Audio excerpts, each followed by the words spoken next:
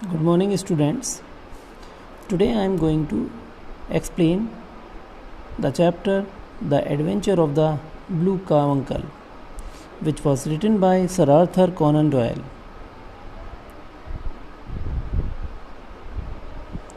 The following extract is adapted from a Sherlock Holmes mystery by Sir Arthur Conan Doyle. ये जो दिया हुआ आपका एक्सट्रैक्ट है वो कहाँ से अडेप्ट किया गया है? शैर्लक होम्स के रहस्यात्मक जो स्टोरीज हैं उनसे, और किसने लिया है? सर आर्थर कॉनन डॉयल ने. The detectives famous approach that uses logic and deductions comes into play when he tries to solve the crime. जो जासूस की, डिटेक्टिव्स की जो फेमस यानी कि प्रसिद्ध अप्रोच यानी जो नज़रिया, दृष्टिकोण होता है जिसका वो इस्तेमाल करते हैं ताकि वो अपने केस को सॉल्व कर सकें, तो यहाँ पर उसके बारे में बताया गया है. I called on my friend Sherlock Holmes on the second morning after Christmas. मैंने अपने दोस्त शेरलॉक होम्स को आवाज़ लगाई क्रिसमस की अगली सुबह. He was sitting on the sofa. वह सोफे पर बैठे हुए थे. इन ए ब्राउन ड्रेसिंग गाउन, एक ब्राउन कलर का गाउन पहने हुए. होल्डिंग ए पाइप, हाथ में एक पाइप ले रखा था. पाइप यानी यहाँ सिगार से मतलब है. With A pile of crumpled morning papers eight hand, और उनके हाथ में मुड़े हुए पेपर का एक ढेर भी था. मॉर्निंग पेपर्स का, मॉर्निंग पेपर्स यहाँ न्यूज़पेपर से मतलब है कि न्यूज़पेपर का एक ढेर भी उनके हाथ में था. बिसाइड द कच वॉज ए वुडन चेयर. कच बोलते हैं आरामदायक कुर्सी को, जो रिलैक्सिव मोड में जो बैठ जाते हैं आगे पीछे होकर, उस चेयर को कच बोलते हैं. तो उसी के पास में वुडन चेयर यानी एक लकड़ी की चेयर भी पड़ी हुई थी. On the back of the chair, उसी चेयर के पीछे हंग ए, लटका हुआ था, a dirty brown hard felt hat. एक डर्टी यानी गंदा, बॉर्न यानी कि पहना हुआ, हार्ड माने थोड़ा सा सख्त, फेल्ट माने ऊनी यानी ऊनी एक कैप जो थी वहाँ पर पड़ी हुई थी. लेंस एंड फोरसेप्स ले upon the seat of the chair. Lens और फोरसेप्स, फोरसेप्स यानी चिमटी को बोलते हैं, जो वहाँ चेयर के ऊपर पड़ी हुई थी. Obviously Holmes had hung the hat over the chair in order to examine it. स्पष्ट रूप से बात थी कि होम्स जो थे, जो टॉप कैप उसके ऊपर चेयर के ऊपर पड़ी हुई थी, लटकी हुई थी, इस वजह से पड़ी हुई थी ताकि वो उसको जांच पड़ताल कर सकें, उसकी एग्जामिनेशन कर सकें, उसको जांच कर सकें उस कैप के बारे में. परहैप्स आई इंटरप्ट यू, लगता है मैंने आपको परेशान कर दिया. आई सेड, मैंने कहा, मैंने यानी नैरेटर ने. नॉट एट ऑल, बिल्कुल नहीं हुई. I am glad to have a friend with whom I can discuss my results. अरे मुझे तो बड़ी खुशी है कि मैं किसी मतलब अपने फ्रेंड के साथ में जो मेरे रिज़ल्ट है उसको डिस्कस कर सकूं. शेड शेरलॉक, शेरलॉक ने कहा. The matter is an ordinary one, मामला तो बड़े साधारण सा है. ही कंटिन्यूड, उन्होंने अपनी बात आगे जारी रखी. But there are some points of interest in it, लेकिन यहाँ पर कुछ इंटरेस्ट के पॉइंट्स भी हैं. I seated myself in his armchair, मैं जो आर्म चेयर थी खुद उस पर बैठ गया. And warmed my hands before his crackling fire, और अपने हाथ सेकने लगा जो फायर वहाँ जल रही थी. ऑल दो इट लुक्स वेरी ऑर्डिनरी, हालांकि ये दिखने में बड़ा ऑर्डिनरी था, साधारण था. अ डेडली स्टोरी और क्राइम मस्ट बी लिंक्ड, लेकिन लगता था कि इसके साथ कहीं ना कहीं कोई क्राइम, कोई कहानी ज़रूर संबंधित है. आई गेस्ड, मेरा अनुमान था. तो नो क्राइम, नहीं कोई क्राइम नहीं. Laughed Sherlock Holmes, Sherlock Holmes मुस्कुराने लगे और कहने लगे कि भाई कोई क्राइम की बात नहीं है. लेट मी टेल यू, मुझे बताने दो तुमको, how the head came here, कि किस तरीके से ये हेड जो है वो यहाँ पर आया. इट वॉज 4 o'clock, 4 बज रहे थे. On Christmas morning, Christmas morning की बात थी, 4 बज रहे थे. And Peterson the commissioner was walking home, और क्रिसमस सुबह की बात थी. जो पीटरसन थे, पीटरसन यानी कमिश्नर, कमिश्नर यानी कि हम ये कह सकते हैं कि दरबान बोलते हैं इसे हम, कि जो दरबान थे वो घर की तरफ जा रहे थे. A tallish man carrying a fat goose was walking ahead of him on the road. तभी एक लंबा सा आदमी अपने हाथ में एक मोटी सी गूस लिए हुए जा रहा था उनसे आगे सड़क पर. As he reached the end of the street, जैसे ही वो गली के अंत में पहुंचा, a little knot of rough man attack the man with the goose, तभी एक जो रफमैन बोलते हैं हम लोग, जैसे रॉबर या गुंडे लोग होते हैं उनको बोलते हैं रफमैन, तो उन्हीं के एक ग्रुप ने अटैक कर दिया उस आदमी के ऊपर, टॉलिश मैन के ऊपर, विद द गूस के साथ में। One of the hoodlums knocked off the tall man's, यानी जितने भी वो ठग या लुटेरे थे उनमें से एक ने टॉल मैंस की जो हेड थी उसको हाथ मारा। As he aimed a blow at him, जैसे कि उसका उद्देश्य था उसको वहाँ से टॉप कैप को हटा देना। The tall man raised his stick to defend himself, उस लंबे आदमी ने अपनी स्टिक ऊपर उठाई ताकि वो अपने आप को बचा सके। And swinging it over his head, और फिर उसने उस जो हाथ में स्टिक थी उसको ऊपर अपने सिर के ऊपर घुमाया। Smashed the shop window behind him, और फिर वो स्टिक जाकर एक विंडो, शॉप की जो विंडो थी उससे टकराई उसके पीछे। Peterson rushed forward to protect the victim but the man frightened by Peterson's uniform. अब पीटरसन दौड़कर कहाँ गए? उस विक्टिम के पास में, यानी जिससे हमला किया था टॉलिश मैन के ऊपर, उसके पास में जाने लगे दौड़कर, लेकिन मैन वो डर गया। मैन यानी जो टॉलिश मैन था वो भी डर गया पीटरसन्स की यूनिफॉर्म को देखकर, यानी जो पीटरसन्स ने ड्रेस पहन रखी थी उस ड्रेस को देखकर उसे डर लग गया। तो वो टुक टू हिज हील्स, तो वो वहाँ पर अपने वहीं के वहीं भाग खड़ा हुआ। The roughs also ran away as Peterson approached, तो रफ मैन भी जो थे यानी गुंडे थे वो भी वहाँ से भाग खड़े हुए जैसे ही पीटरसन उनके नज़दीक आने लगे। So Peterson was left with the head goose, अब इसी तरीके से जो पीटरसन थे वो वहाँ पर अकेले बच गए उस फैट गूस के साथ में। एंड द बैटर्ड हेड, और साथ में जो फटी हुई हेड थी उसके साथ में। That the tall man left behind, जो वो लंबा आदमी वहीं पर छोड़कर चला गया था। Peterson wanted to give the goose back to the owner but faced quite a problem। Peterson भी चाहते थे कि जो गूस जिसकी है, यानी जिसका वो मालिक है, गूस का जो भी कोई मालिक है वो उसको हैंड ओवर कर दें, but faced quite a problem, लेकिन बहुत सारी कुछ उन्हें समस्याओं का सामना करना पड़ा। Mrs Henry baker was printed on A small card, Mrs Henry baker नाम से एक कार्ड पर प्रिंट था, लिखा हुआ था, that was tied to the goose left hand, जो गूस के लेफ्ट लेग पर बंधी हुई थी, यानी कार्ड था जो गूस थी उसके लेफ्ट लेग पर वो बंधा हुआ था और जिस पर लिखा हुआ था Mrs Henry baker. Also the head does have the initial HB, और यहाँ तक कि जो हेड थी उसमें भी इनिशियल्स यानी स्टार्टिंग के जो कहते हैं शॉर्ट फॉर्म थी HB नाम से लिखा हुआ था, यानी कि that have been scribed on its lining, जो कहाँ लिखे हुए थे? उसकी लाइनिंग पर। लाइनिंग कहते हैं अस्तर को, अस्तर पर यानी जो आगे का पार्ट होता है उस पर वहाँ पर HB नाम से शॉर्ट नेम लिखा हुआ था। However, there are thousands of bakers in this city and many hundreds of those are handy bakers। तो यहाँ पर हज़ारियों बेकर्स थे उस शहर में और उनमें से भी सौयों ऐसे थे जिनका नाम भी हैंडी बेकर्स था। Peterson brought both hat and goose round to me on Christmas morning as he knows such problems interest me.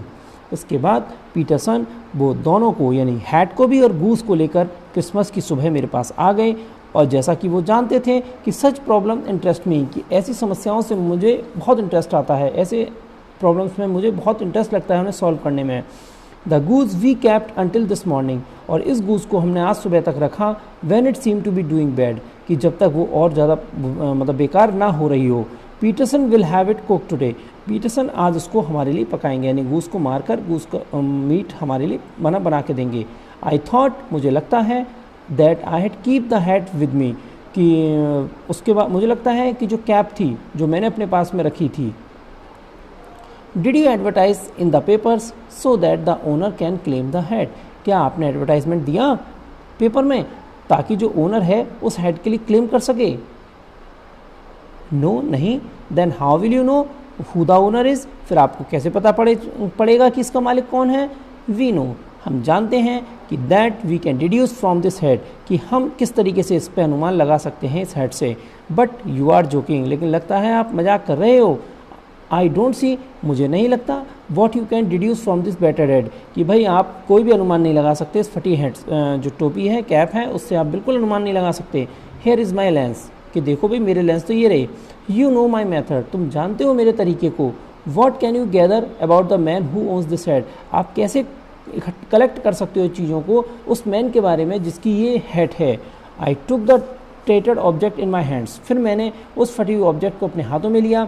And turned it over rather ruefully, और बड़े दुख के साथ में उसको इधर उधर घुमाने लगा।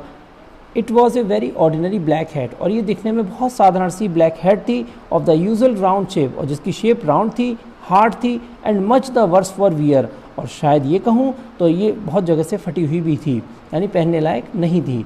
The lining had been of red silk, लेकिन जो लाइनिंग थी यानी वही अस्तर जो उसका रेड सिल्क में था, but was a good deal discoloured, लेकिन ये एक अच्छा डील था डिस्कलर्ड के साथ में, यानी कि ये उसका कलर भी फेड था।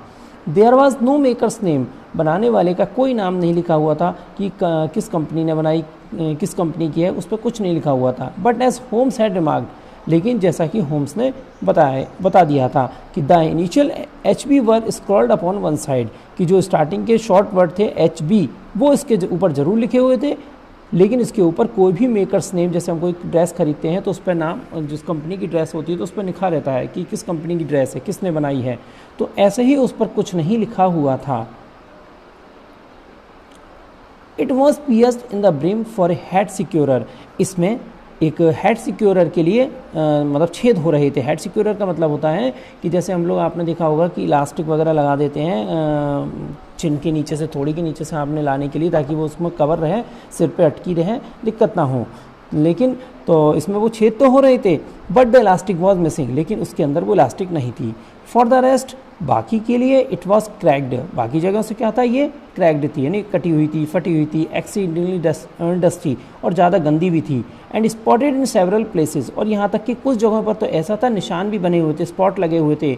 Although there seemed to have been some attempt to hide the discoloured patches by smearing them with ink, और उसको देखकर ये भी महसूस हो रहा था कि जैसे अटेम्प्ट यानी कोशिश करी गई थी इसका जो डिस्कलर्ड हो रहा है, यानी जो भी कलर फेड हो गया है उसके जो स्पॉट बने हुए हैं उनको छुपाने की, किसके साथ में, इंक की मदद से, यानी इंक उस पर लगाकर उसके जो फेड कलर हो रहा था उसको हटाने के लिए कोशिश की गई थी। आई कैन सी नथिंग, मैं तो कुछ भी नहीं देख सकता। टेल मी, मुझे बताओ, what you have deduced from this head, कि आपने क्या क्या अनुमान लगाया है इस हेड से। होम्स लुक्ड थॉटफुली, होम्स ने बड़े विचारपूर्ण तरीके से उसको देखा, एट द हेड, टोपी की हेड की तरफ, एंड सेड, और कहने लगे, the man leads a sedentary life, कि जो भी आदमी इसको पहनता है वो एक सेडेंट्री लाइफ को, मतलब क्या नाम है, जो सेडेंट्री लाइफ का मतलब होता है बहुत आराम का जीवन वो मतलब जीता है, यानी वो बहुत आराम से अपना लाइफ काट रहा है। एंड इज़ क्वाइट क्लेवर, लेकिन साथ में हम ये भी कह सकते हैं कि बहुत ज़्यादा वो चालाक भी है। ही इज़ मिडिल एज, कि वो मिडिल एज का भी है, यानी उसकी एज ज़्यादा नहीं है। And is not in good physical condition, लेकिन ये भी ध्यान रखें कि वो ज़्यादा, उसकी फिजिकल कंडीशन भी बहुत अच्छी नहीं है, यानी थोड़ा सा कमज़ोर है। हिज हेयर इज़ ग्रे, उसके बालों का कलर ग्रे है। And he puts lime green in it, और वो लाइम ग्रीन का इस्तेमाल करता है इस बालों में लगाने के लिए। ही वॉज रिच, वो धनवान था, but is now no longer so, लेकिन अब वो धनवान नहीं है। Holmes had a very few other such details about the man, Holmes के पास में कुछ इसी प्रकार की और सारी भी डिटेल्स थी मैन के बारे में। आई वॉज एस्टोनिड, मैं बड़ा ही भाई अचंभित था। I must be very stupid Holmes, मैं तो भाई बड़ा मूर्ख हूँ Holmes. For I am quite unable to follow, कि भाई मैं तो आपको फॉलो भी नहीं कर सकता, कि भाई जिस तरीके से आप इसके बारे में सारा कुछ बता रहे हैं मैं तो भाई बिल्कुल नहीं कर पाऊँगा इस चीज़ को, कि भाई कैसे आपने पता लगाया कि लाइम क्रीम यूज़ करता है, और भी बहुत सारे जो इंसिडेंट आप बता रहे हैं भाई मैं तो बिल्कुल नहीं कर सकता। फॉर एग्जाम्पल के लिए, how did you deduce that he is clever from his hat, आपने कैसे अनुमान लगाया कि वो आदमी चालाक है इस हैट की वजह से, इस हैट से आपने। Well the hat is very large, देखो हैट जो है बहुत बड़ी है। So he must have some brains, इसका मतलब है उसके अंदर दिमाग है। हाउ डू यू नो, आप कैसे जानते हैं। ही हैज़ ग्रे हेयर, कि उसके बालों का कलर ग्रे है। एंड यूजेज लाइम क्रीम, और वो लाइम क्रीम का भी इस्तेमाल करता है। There is some fine grey hair on the lining of the head, कि यहाँ पर आप देखो, यहाँ पर जो कुछ ग्रे हेयर जो हैं लाइनिंग यानी अस्तर पर लगे हुए हैं इस कैप हेड पर। देयरफॉर, इसीलिए his hair must be grey, इसलिए इसका अनुमान है कि यहाँ पर उसका जो बालों का कलर है वो भी ग्रे है। There is a fine whiff of lime, और यहाँ पर जो विफ माने होता है स्मेल, यहाँ पर एक अच्छी स्मेल भी आ रही है लाइम क्रीम की फ्रॉम द हेड से। And so he must use lime cream, इसका मतलब है कि वो लाइम क्रीम को भी इस्तेमाल करता है। Holmes had a logical explanation for each of his deductions. Holmes के पास में हर एक कहते हैं लॉजिकल एक्सप्लेनेशन थी जो भी वो अपना अनुमान लगा रहे थे। While Sherlock Holmes and I were talking, जब शेरलॉक होम्स और मैं बात कर रहे थे, Peterson rushed into the room, Peterson कमरे में आ गए। He showed us a beautiful blue diamond, तो उन्होंने हमको एक ब्लू डायमंड दिखाया that his wife had found in the goose, जो उनकी पत्नी को कहाँ मिला, उस गूज में। Sherlock Holmes immediately recognise it, Sherlock तुरंत की तुरंत उसको पहचान गए as the beautiful gem that had recently been in the news, कि ये तो बिल्कुल इतना सुंदर जैम है जो अभी हाल में ही क्या हुआ है, हाल की खबरों में भी वो था। Holmes record reading about the theft, Holmes जो थे उन्होंने जो चोरी के बारे में खबर पढ़ी थी उसको ध्यान किया। It had been stolen from the Countess of Morcar, और ये चुरा ली गई थी किससे, काउंटेस ऑफ मोरकार से, यानी काउंटेस मतलब बेगम थी मोरकार की, उनकी बेगम से वो चुरा ली गई थी। While she was staying at the hotel cosmopolitan, जब वो एक होटल कॉस्मोपॉलिटन के नाम से होटल था उसमें ठहरी हुई थी। A plumber who had come in to set something right in the room had been accused of the theft, एक प्लम्बर था जो आया था उसमें रूम में उसी समय कुछ चीज़ फिट करने के लिए, पाइप वगैरह लगाने के लिए, तभी उसी समय ये चोरी हुई थी। Ryder an attendant of the hotel, तो राइडर जो वो भी एक अटेंडेंट था होटल का, यानी कि दरबान था। हैड गिवन एविडेंस, तो उसने भी इस बात को कहा कि that he had shown the plumber in shortly before the stone went missing, उसने कहा कि भाई मैंने भी प्लम्बर को थोड़े समय के लिए यहाँ देखा था जब ये स्टोन की चोरी हुई थी। The countess was very fond of the jam, जो काउंटेस थी यानी जो बेगम थी बहुत ज़्यादा शौकीन थी वो जैम की, यानी रत्न की, यानी डायमंड्स की। And was offering a 1000 pounds as a reward for its recovery, तो उन्होंने एक रिवॉर्ड के रूप में 1000 पाउंड्स का रिवॉर्ड मतलब फिक्स कर दिया कि भाई अगर कोई मेरी चीज़ को या मेरे इस डायमंड को ढूंढ कर देगा मैं उसे 1000 पाउंड्स दूंगी।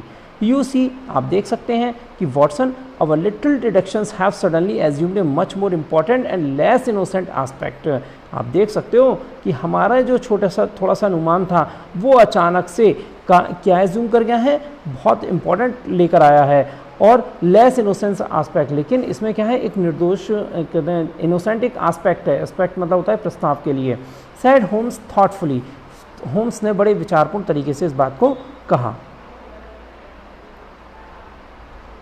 The question for us to solve now is the sequence of events leading from a rifle jewel case at one end to the crop of a goose in Tottenham Court Road at the other.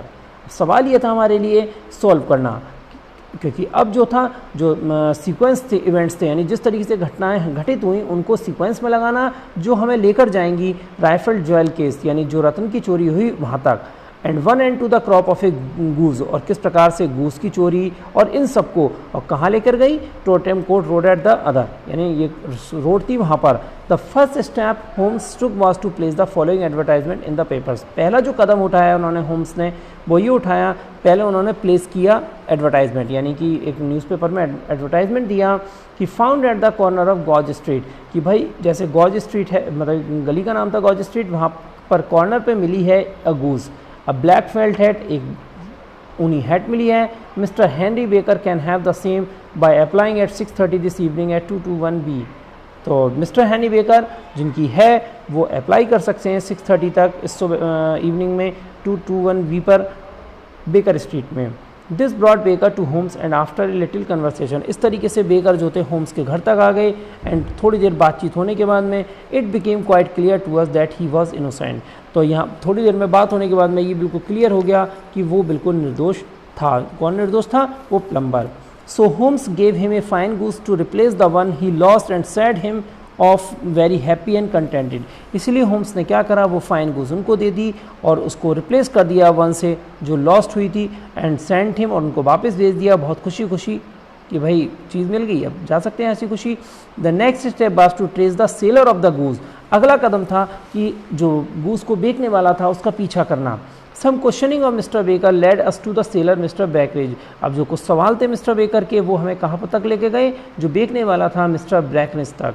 A little conversation with him, तो उनके साथ में भी थोड़ी बातचीत हुई। And we found, और हमने देखा Mr Baker's goose for Christmas had come from a lady, कि मिस्टर बेकर के पास जो गूस थी क्रिसमस के लिए वो कहाँ से आई थी, एक लेडी ने दी थी उन्हें, जो जिसका नाम था Mrs Oakshott from Brixton road, और कहाँ रहती थी वो? ब्रिक्सटन रोड पर। As Holmes and I were making plans to contact, जैसे ही हम और होम्स प्लान कर रहे थे कि भाई कॉन्टैक्ट किया जाएगा मिसिस ऑक्सशॉट से, we heard a hubbub near my Breckinridge, तो हमने अचानक से एक बुड़बड़ाहट सी आवाज़ सी सुनी मिस्टर ब्रेकरेज के पास में से। The goose seller was shaking his fist, जो गूस बेचने वाला था वो मतलब हैंडशेक कर रहा था लिटिल रैट फेस मैन से, एक रैट फेस मैन से। हु वॉज विनिंग, जो मतलब विनिंग बोल रहा था धीरे धीरे से कि that the goose was his, कि गूस जो है उसकी थी। हाँ, this may save us a visit to Brixton road, इससे हमारी जो ब्रिक्सटन रोड पर जाने की बात थी आज उसने हमारा समय बचा दिया। विस्पर्ड होम्स ने कहा। And went after the man, और उसके बाद फिर हम उसके पीछे, आदमी के पीछे चले गए। द मैन, वो आदमी, it turned out was Ryder, जब मुड़ा तो हमने देखा कि वो कौन था? राइडर, द होटल अटेंडेंट, यानी जो होटल में जिसमें चोरी हुई थी या जिसमें से वो डायमंड चुराया गया था वहाँ पर होटल अटेंडेंट था राइडर, तो उसी ने उसको वो आदमी राइडर ही था। ही वॉज मिसिज ऑक्सफोर्ड्स ब्रदर, और वो जो मिसिज ऑक्सफोर्ड्स थी उनका भाई भी था, जिससे मतलब वो गूस खरीदी गई थी। She bred geese for the table for her living and had promised Ryder a fine goose for Christmas, तो वो क्या करती हैं? गीस को पालती हैं अपना जीवन चलाने के लिए, फिर उनको सेल कर देती हैं उनका मीट, और उन्होंने राइडर से वादा भी किया था कि भाई एक अच्छी गूस देंगी क्रिसमस के लिए। Ryder who had given evidence against the plumber, और राइडर जिसने ये एविडेंस दिए थे उस प्लम्बर के खिलाफ कि भाई इसी ने चोरी करी है, was the one who had stolen the gem, कि जिसने वो जैम चुराया था। He went to see he sister, वो अपनी बहन को देखने गया था विद द जैम के साथ में, इन हिज पॉकेट, अपनी पॉकेट में रखकर। He put it into the mouth of the goose, फिर उसने उसको ले जाकर गूस के माउथ में रख दिया। ही थॉट दैट, उसने सोचा कि that his sister had reserve for him, कि उसकी बहन इस गूस को रिजर्व कर लेगी उसके लिए, यानी उसके लिए बचा के रखेगी। To avoid being caught red handed, जिससे कि वो पकड़ा ना जा सके। However he got the wrong goose, तो गलती से क्या हुआ? उसको एक गलत गूस मिल गई। And the goose that had the gem got sold to Mr Baker, और जो गूस थी जिसमें जैम लगा हुआ था वो बिक गई मिस्टर बेकर के पास जाकर। थ्रू मिस्टर ब्रैकरिज, यानी मिस्टर ब्रैकरिज के द्वारा वहाँ बेच दी गई। इन डेस्पेयर, निराशा में, Ryder try to recover the goose, Ryder ने कोशिश करी उसको पाने की फ्रॉम मिस्टर बेकर से, by having him bailed by hoodlums, जिसमें कि उसने उनके ऊपर अटैक भी करवाया कि भाई हमला हो गया तो उनसे छीन ली जाएगी। बट एज इट हैपन, लेकिन जैसा हुआ, neither did Ryder got the goose, ना तो राइडर को गूस मिली, nor did he recover the gem, ना ही उसको जैम मिल पाया। बिकॉज, क्योंकि Mr Peterson by and frightened, क्योंकि जो मिस्टर पीटरसन थे उनके द्वारा डर गए थे रफ मैन, और brought the goose to Holmes, और फिर उन्होंने ही, पीटरसन ने उनको लाकर दे दी थी। इसका मतलब जब वो लड़ाई हो रही थी उन लोगों के बीच में तो वो इसी गूस को लेकर हो रही थी। अटैक जब करवाया गया था तो वो मिस्टर बेकर के ऊपर कराया गया था, तो फिर वो वहाँ से भाग खड़े हुए थे, और फिर वो गूस मिस्टर पीटरसन को मिल गई, उन्होंने लाकर होम्स को दे दी थी। Thank you for listening me.